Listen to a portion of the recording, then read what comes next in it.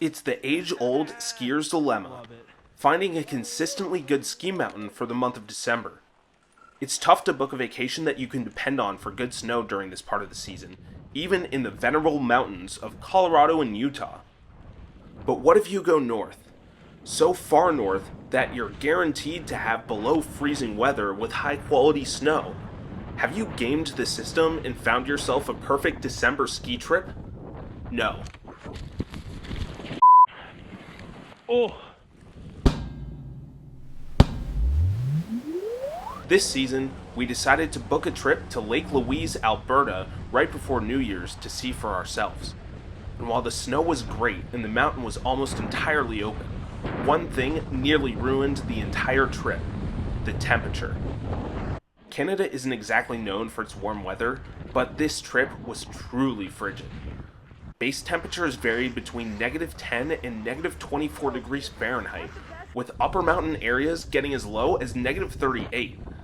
The highest it got on the entire trip was a balmy -2 degrees Fahrenheit. Even if the snow is as high quality as it gets, those are temperatures that a lot of people will not want to be outside for. But coming all the way from the United States, it would have been a complete tragedy to not hit the slopes. So some laps had to be done on what felt more like a frigid icebox than an actual outdoor ski resort. If we hadn't had the nerve to get out to the slopes the first day, we might have never gone.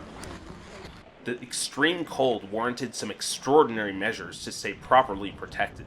While a typical ski rider might wear 2 to 3 layers on a normal ski day, this trip warranted at least 6. If left unprotected with your goggles, your eyebrows and eyelashes would genuinely freeze immediately. Beards were not far behind. Even if you think you could tough it through the cold, you'll have to worry about frostbite. The more astute of you might have noticed earlier in this video that this dude wasn't wearing a face mask. We skied for 2 hours, and by the end of the day, he had frostbite on both his cheeks. For further context, the battery on this GoPro usually lasts 3 to 4 runs before needing a recharge, or longer if it's above freezing. For the week at Lake Louise, it didn't last even a single run. But normally, that wouldn't be a major problem, as we have a portable charger to get the GoPro back up and running. However, it was so cold that the charger froze and wouldn't turn on. This meant we only got a couple of minutes of footage a day. And getting separated from your group meant you weren't seeing them until 4 p.m. Even though this ski resort had cell service at least in parts, your phone would shut off immediately if you took it out of your pocket in this weather. The effects of the extreme temperatures were definitely compounded by poorly placed facilities.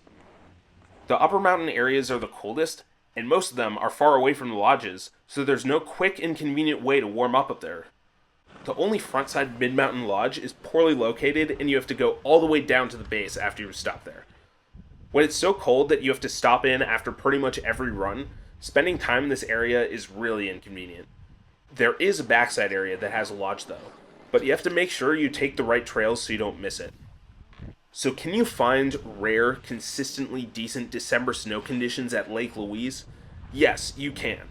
And on top of that, Lake Louise is unreal in how beautiful it is, and on a more typical day, it really has a lot going for it. But you'll be taking a considerable gamble on temperature at this time of year, and depending on who you are, you might find yourself gladly taking back some worse quality snow for 10 to 20 degrees more of temperature. The temperatures during our visit were colder than usual, but they weren't unseasonably cold, and similarly frigid weather is even less out of the ordinary in January and February. We hope to return to Lake Louise at least one additional time this season to complete our assessment of this epic Canadian Rockies resort.